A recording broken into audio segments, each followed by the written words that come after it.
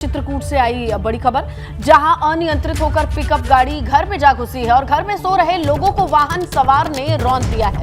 इस हादसे में 5 लोगों की जान जा चुकी है। सूचना के बाद मौके पर पुलिस भी पहुंची है। भरतकूप थाना क्षेत्र के रौली कल्याणपुर का मामला बताया जा रहा है। पिकअप अनियंत्रित होकर के घर को टक्कर मारती आगे बढ़ गई और आपको बताएं इस घर में लोग सो रहे थे। चलिए हमारे सहयोगी जियाउल हक इस वक्त फोन लाइन पर मौजूद हैं। जियाउल हक, बताइए जरा ये हादसा कैसे हुआ और क्या जानकारी है अभी? जी, आपको बताना चाहेंगे कि ये घटना हुई है, ये घर के बाहर लोग गर्मी की वजह से सो रहे थे और पिकअप गाड़ी थी जो ट्रक लदा हुआ था टमाटर, इसमें वो पूरी वाहन अनियंत्रित होकर के उन लोगों के ऊपर चढ़ गया, जिससे 5 लोगों की दर्दनाक मौत हो गई है, जिसकी बॉडी को जिला अस्पताल भी लाया जा रहा है पोस्टमार्टम के लिए। भारी मात्रा में पुलिस बल मौजूद है और फिलहाल जो है अभी उसको पकड़ के लिए पुलिस लगी हुई है कि वो चालक और वो वाहन उनकी गिरफ्त में आ जाए, उसके आगे कार्रवाई की जाएगी। बिल्कुल जियाउल हक, शुक्रिया तमाम जानकारी के लिए। तो देखिए सूचना के बाद मौके पर पुलिस पहुंची है राहत बचाव के लिए।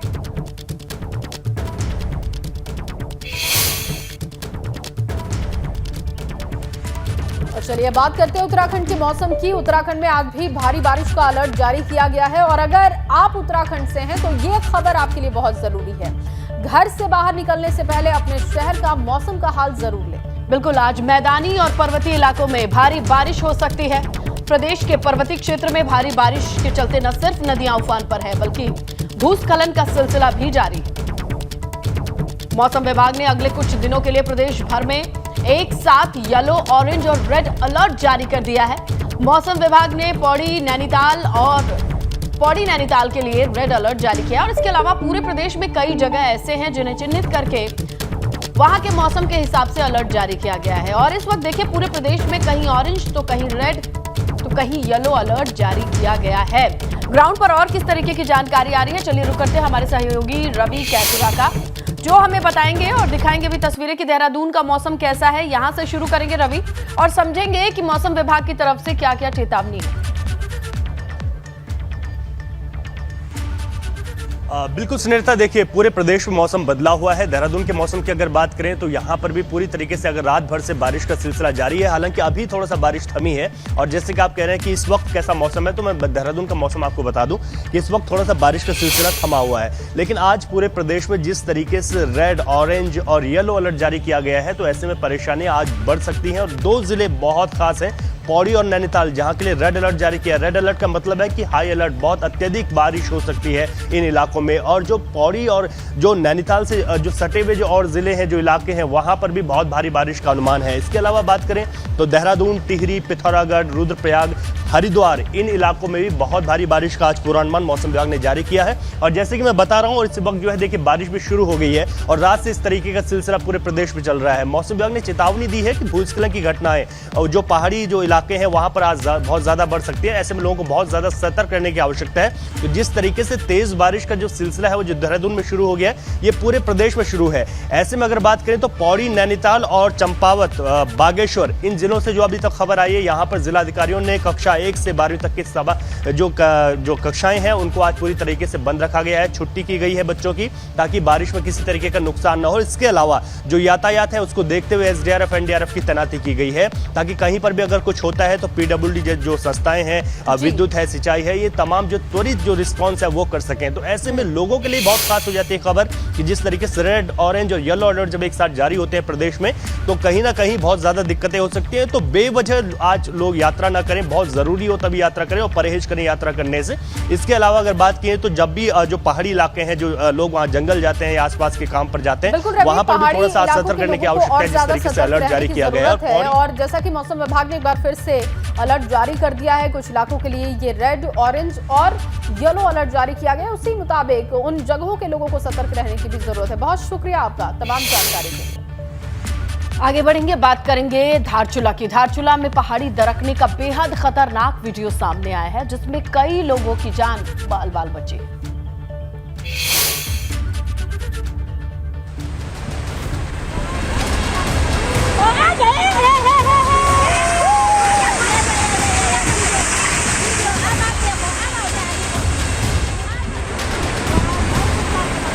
आ गए जरा सोचिए, अगर कुछ सेकंड की दूरी और हुई होती तो जान बचाकर भाग रहे इन लोगों का क्या होता।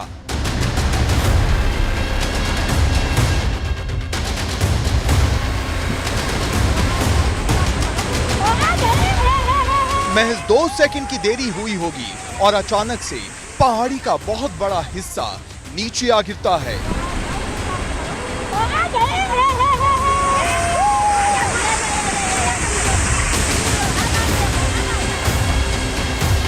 ये तस्वीरें धारचूला में टनकपुर तवा घाट नेशनल हाईवे की है। लैंडस्लाइड की वजह से रोड बंद है। जेसीबी रोड खोलने की कोशिश कर रही है। इस बीच कुछ लोग फिर भी जान का जोखिम मोल लेते हैं और लैंडस्लाइड वाली जगह से गुजरने की कोशिश करते हैं। इस बीच पहाड़ी दरकने लगती है। इन लोगों को आभास हो जाता है, इसलिए वो भागकर अपनी जान बचा लेते हैं। मगर सोचिए, अगर कुछ देर और हुई होती तो क्या होता। अगर सैकड़ों टन मलबा इनके ऊपर गिर जाता तो इनकी जान कैसे बच पाती। इसलिए जरूरी है पहाड़ में सफर के दौरान इस तरह की गलतियां बिल्कुल भी ना करें। एबीपी गंगा के लिए धारचूला से नीरज की रिपोर्ट।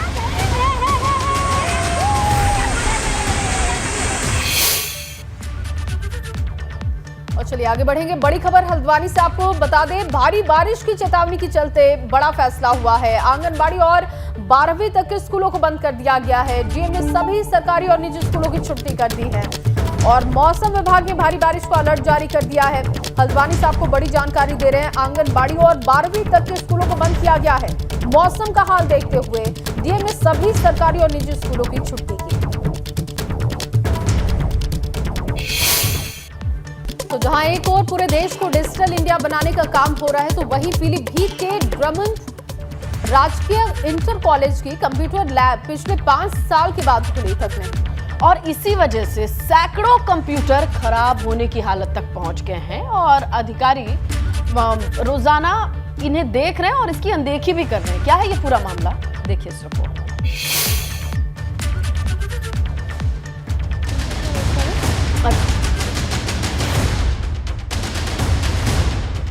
धूल फांकती कंप्यूटर लैब की ये तस्वीरें हैं पीलीभीत के ड्रमंड राजकीय इंटर कॉलेज की। जिले के सबसे बड़े और पहले राजकीय इंटर कॉलेज की कंप्यूटर लैब पिछले 5 साल से बंद पड़ी है। 2015 में एक एनजीओ ने 2 कंप्यूटर टीचर कॉलेज में नियुक्त किए, लेकिन 1 साल बाद ही वो कॉलेज छोड़कर चले गए। इसके बाद से अब तक कंप्यूटर लैब बंद पड़ी है। और ये वो तस्वीरें हैं जो करोड़ों की लागत से 2004 में मुलायम सिंह की सरकार में इस कंप्यूटर लैब का निर्माण हुआ था और लैब का निर्माण होने के बाद इस लैब को 70 कंप्यूटर यहाँ पर छात्रों की शिक्षा के लिए डिजिटल इंडिया बनाने के लिए दिए गए थे। लेकिन इन कंप्यूटर लैब में अब वे कंप्यूटर धूल फांक रहे हैं। जहां एक और पूरे देश में कंप्यूटर शिक्षा को बढ़ावा देने और बच्चों को डिजिटल इंडिया की ओर ले जाने पर जोर दिया जा रहा है,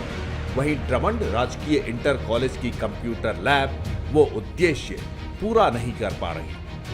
हैरानी की बात यह है कि 2004 में बनी कंप्यूटर लैब की कभी साफ सफाई भी नहीं करवाई गई। आपको बताते चले, इसी ड्रमंड राजकीय इंटर कॉलेज में इन दिनों पीलीभीत के जिलाधिकारी पुलकित खरे मुख्यमंत्री की अभ्युदय योजना में तैयारी कर रहे सिविल सेवा के परीक्षार्थियों के लिए यहाँ पर वे इसी क्लास में शिक्षा देने के लिए हर शनिवार को आते हैं। तमाम जिम्मेदार अधिकारी इसी कॉलेज में अभ्युदय योजना के अंतर्गत संचालित होने वाली निःशुल्क कक्षाओं में अभ्यर्थियों को पढ़ाने के लिए आते हैं, लेकिन किसी का इस डिजिटल इंडिया की ओर इस कंप्यूटर लैब पर ध्यान तक नहीं है।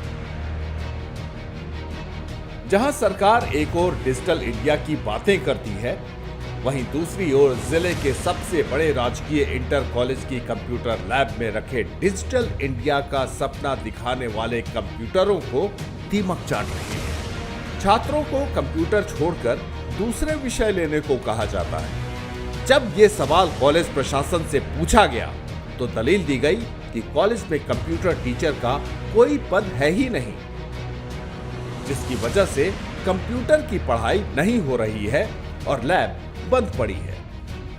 से बात करने की कोशिश की तो उनका भी साफ तौर पर कहना है कि वे पत्राचार तो कर रहे हैं, लेकिन डिजिटल इंडिया का सपना यहाँ के छात्रों के लिए कितना कारगर और साबित होगा, यह भी देखने वाली बात होगी। कैमरा सहयोगी प्रिंस के साथ विक्रांत शर्मा, एबीपी गंगा, पीलीभीत।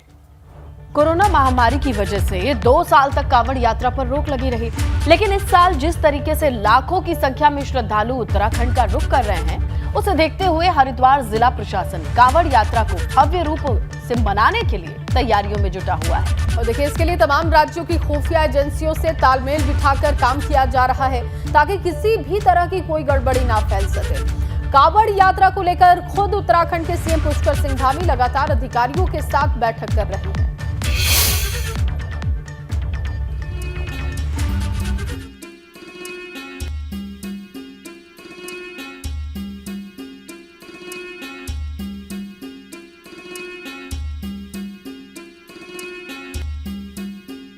14 जुलाई से शुरू हो रही कांवड़ यात्रा ऐतिहासिक बने, इसके लिए सीएम पुष्कर सिंह धामी ने अधिकारियों के साथ अहम बैठक की। हरिद्वार के मेला भवन में हुई बैठक में हरिद्वार के प्रभारी मंत्री सतपाल महाराज, डीजीपी अशोक कुमार समेत सभी विभाग के अधिकारी मौजूद थे। सीएम ने सभी अधिकारियों को निर्देश दिए कि कांवड़ यात्रा में आने वाले किसी भी यात्री को कोई दिक्कत नहीं होनी चाहिए। सभी तैयारियों को ठीक प्रकार से उनकी समीक्षा की है कि सभी हमारे जो शिव भक्त आएंगे, बाबा भक्त आएंगे, वो जल लेने के लिए आते हैं और यहाँ पर उनको किसी प्रकार की असुविधा न हो, उन सभी प्रकार के इंतजाम हमारे जितने भी विभाग हैं, पेयजल विभाग है, हमारा स्वास्थ्य विभाग, पुलिस विभाग, खाद्य विभाग, अनेकों विभागों को जो है उनकी सबकी समीक्षा हुई। सभी ने अपनी अपनी तैयारियां की हैं। कुछ एक बिंदु जो नहीं थे उन पर भी कहा है सभी लोगों को ठीक से तैयारी करने को। सावन के महीने में हरिद्वार में सबसे ज्यादा चहल पहल रहती है, क्योंकि सावन का महीना भगवान शिव का महीना माना जाता है और इस महीने में तमाम शिव भक्त मां गंगा का जल लेने पहुंचते हैं। ऐसे में उत्तराखंड सरकार ने कांवड़ यात्रियों के स्वागत की विशाल स्तर पर तैयारी की है। इस बार शिव भक्तों पर हेलीकॉप्टर से फूलों की वर्षा की जाएगी। पार्किंग को लेकर के और इसमें व्यवस्था की गई है और जो इसमें डाक यात्री कांवड़ यात्री होते हैं जो तेजी से जाते हैं उनके लिए भी कहा गया है। लोगों से रिक्वेस्ट की गई है कि जो कांवड़ हो वो कम से कम 7 फीट से ऊंचा ना हो, इसके अंदर ज़्यादा आवाज़ जो है वो एक सामान्य जो सह सके, हम लोग सुन सकें, वैसी होनी चाहिए। अत्याधिक आवाज़ भी नहीं होनी चाहिए, शोर शराबा नहीं होना चाहिए। तो निश्चित रूप में सारी हिदायत दी गई हैं और ये बड़ी सफल हो गई कांवड़। 4 करोड़ की संभावना है, पर हम लोग 5 करोड़ भी और 6 करोड़ भी आ सकती है। निश्चित रूप में ये कोरोना के बाद जो है ये कांवड़ यात्रा चल रही है। मुख्यमंत्री जी ने बहुत अच्छे निर्देश दिए हैं और इसमें पुष्प वर्षा भी होगी। जो भी कांवड़ यात्री हैं उनका हृदय से हम स्वागत करेंगे और देवता लोग और हम लोग वहाँ पुष्प बरसाएंगे और सबका स्वागत होगा। सूबे की धामी सरकार को उम्मीद है कि कांवड़ यात्रा में 3 से 4 करोड़ शिव भक्त मां गंगा का जल लेने पहुंचेंगे। इतनी बड़ी संख्या को देखते हुए बड़े स्तर पर तैयारी करनी होगी, जिसका बड़ा जिम्मा पुलिस का रहेगा। इसलिए पुलिस महकमा भी सतर्क हो गया है। पुलिस विभाग तो पूरी तरह तैयार है ही है, बाकी विभागों की भी तैयारियां हो गई हैं। बिजली, पानी, सड़क, टॉयलेट व्यवस्थाएं जो हैं, और हमारी तैयारियां इस बार बहुत ज़्यादा हैं, क्योंकि हम जानते हैं कि पिछले 2 वर्ष मेला नहीं हुआ है। इस वर्ष भीड़ और ज़्यादा आएगी। हमने बॉर्डर के ज़िलों से, बॉर्डर के राज्यों से सभी से बैठकें कर ली हैं, आपसी समन्वय बना लिया है। इस बार एक नई चुनौती ये भी है कि जो सड़क भी 4 लेन हो गई है, तो इसमें भी चेंजेज आएंगे, तो इसको भी सुगमतापूर्वक लागू करना है हमें, जिससे कि क्योंकि आने वाला कांवड़िया पुराने रूट के हिसाब से रहेगा और नई सड़कें नई चेंज हो गई हैं, तो उसकी भी हम तैयारी कर रहे हैं। वहीं उत्तराखंड के मुख्यमंत्री पुष्कर सिंह धामी जब हरिद्वार दौरे पर कांवड़ यात्रा की तैयारियों को देखने पहुंचे तो उन्होंने सबसे पहले भगवान शिव के ससुराल दक्षेश्वर महादेव मंदिर में भगवान भोलेनाथ का जलाभिषेक कर पूजा अर्चना किया। उसके बाद सभी अखाड़ों के साधु संतों का आशीर्वाद लिया।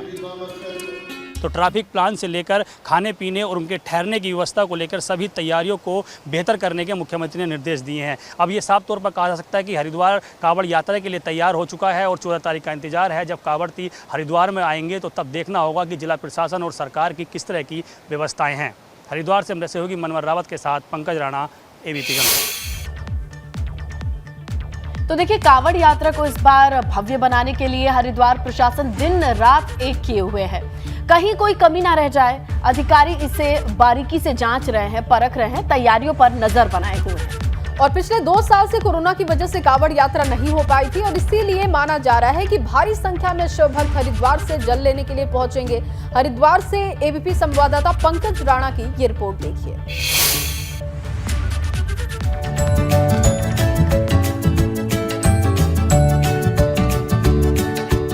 सावन का पवित्र महीना करोड़ों हिंदुओं की आस्था का प्रतीक, शिव भक्तों के लिए बेहद खास, कांवड़ियों के शिव आराधना का एक रूप। भोलेनाथ के भक्त यूं तो साल भर कांवड़ चढ़ाते रहते हैं, लेकिन सावन में इसका महत्व कुछ ज्यादा हो जाता है, क्योंकि यह महीना भगवान शिव को समर्पित है। पूरे देश के करोड़ों शिव भक्तों की आस्था है। भक्त साल भर सावन का इंतजार करते हैं।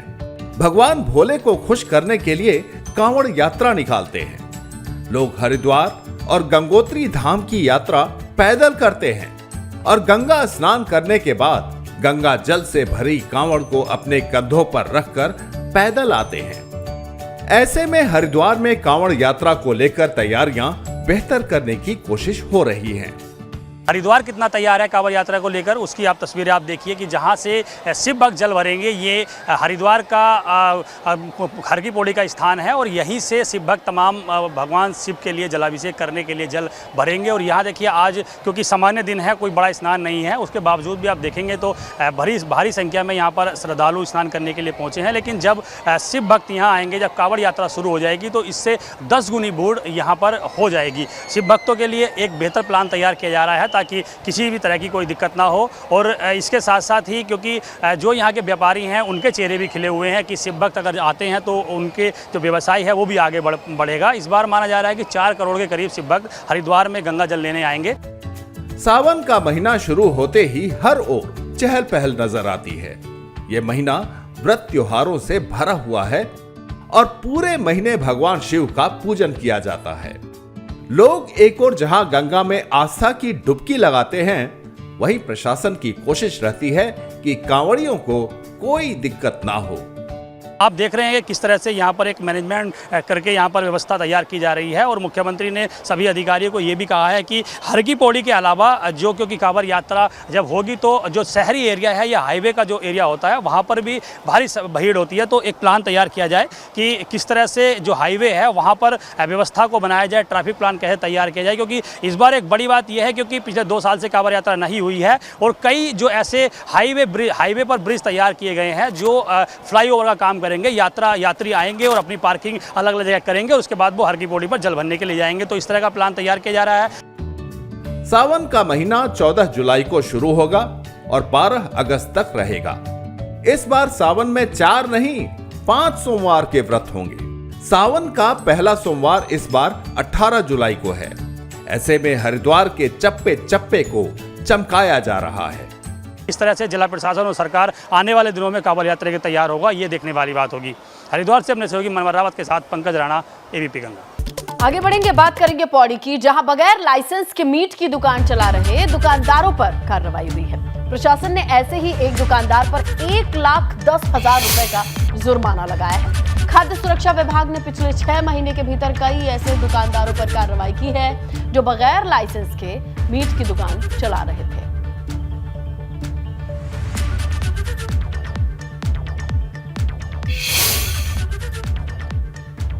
और मुरादाबाद में एक मुर्दे को अपनी जान का खतरा सता रहा है। सुनकर चौंक गए ना, लेकिन ये हकीकत है। एक बुजुर्ग को जिंदा होने के बावजूद मरा बता दिया गया, जिसके बाद जिंदा होने का सबूत देने के लिए अधिकारियों के दफ्तर के चक्कर वो काट रहा है। बुजुर्ग से ये धोखा किसी और ने नहीं बल्कि खून के रिश्ते ने किया।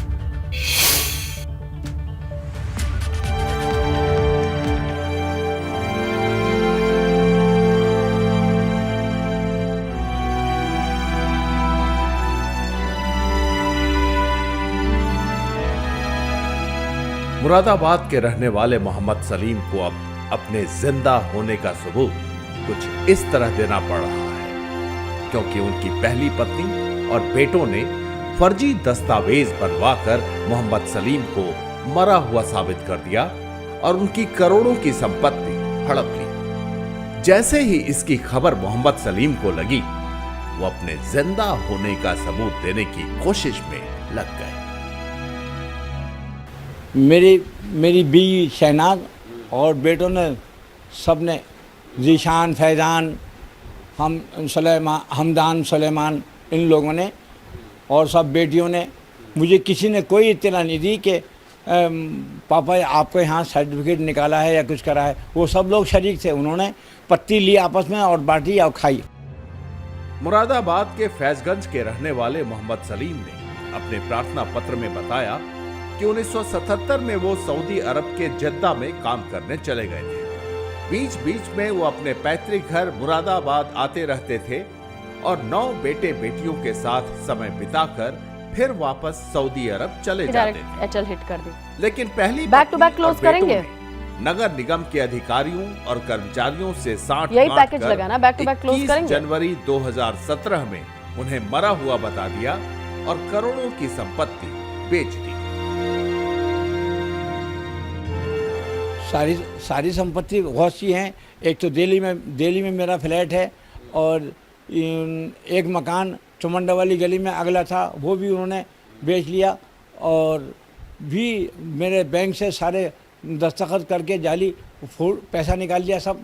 उन्होंने जितनी संपत्ति जितनी थी सारी अपना नाम करा लिया। उन्होंने, वैसे तो वो 7-8 करोड़ की प्रॉपर्टी थी, मगर उन्होंने 2-2.5 करोड़ में बेच के और पैसे सीधे कर लिए। मोहम्मद सलीम पिछले 45 सालों से सऊदी अरब में रह रहे हैं। वहां उन्होंने दूसरा निकाह भी कर लिया। अब उनकी 3 बेटियां हैं जो अपने पिता मोहम्मद सलीम के साथ मुरादाबाद के जिलाधिकारी के पास पहुंची और इंसाफ। चलिए आपको उत्तराखंड की अहम खबरों को दिखाते हैं सुपरफास्ट अंदाज में। सीएम पुष्कर सिंह धामी ने मुख्यमंत्री कैंप कार्यालय में बौद्धिस्व विचार श्रृंखला 2.0 कार्यक्रम में लिया हिस्सा। बोले, बौद्धिस्व विचारों की श्रृंखला जारी रहेगी और खेलों से जुड़े सभी लोग अपने अपने क्षेत्र में अच्छा काम कर रहे हैं। रुद्रप्रयाग में तेजी से तैयार हो रहा है क्रिटिकल केयर ब्लॉक। गंभीर मरीजों की बचाई जा सकेगी जान। धन सिंह रावत ने बने हुए अस्पताल का किया दौरा। बागेश्वर में भाजपा सांसद अजय टम्टा ने लिया अस्पताल में जन औषधि केंद्र का शुभारंभ किया। गरीबों को मिल सकेगी सस्ती दवाइयां। रुद्रप्रयाग में मोहल्ला स्वच्छता समिति के कर्मचारियों की वेतन बढ़ाने की मांग को लेकर 8वें दिन भी हड़ताल जारी। मांग न मानने पर आत्मदाह की चेतावनी। चंपावत में बनबसा से होकर गुजरने वाली हुड्डी नदी के कटान को रोकने के लिए प्रशासन की कवायद जारी है। नदी में पानी बढ़ने के बाद कटाव के बन जाते हैं हालात। रुद्रप्रयाग में HDFC बैंक के ATM में लगी आग, लाखों का कैश जलकर राख हुआ। टिहरी में रोटू की बेली में गहरी खाई में गिरी कार, हादसे में कार सवार की मौत।